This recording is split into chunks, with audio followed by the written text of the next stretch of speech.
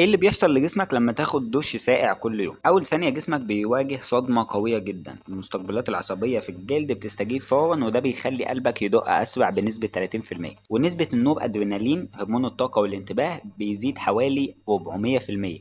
جسمك كله بينشط فجأة وبيستعد للتحدي. خلال أول دقيقة الأوعية الدموية بتتقلص وبعدين تتمدد، وده بيزود تدفق الدم لكل أعضاء جسمك الحيوية. الأكسجين بيوصل بسرعة للعضلات والمخ، وده بيخلي جسمك يشتغل بطاقة عالية ويزيد يقظتك. اليوم الثالث لليوم الخامس الدهون البنية بتبدأ تشتغل.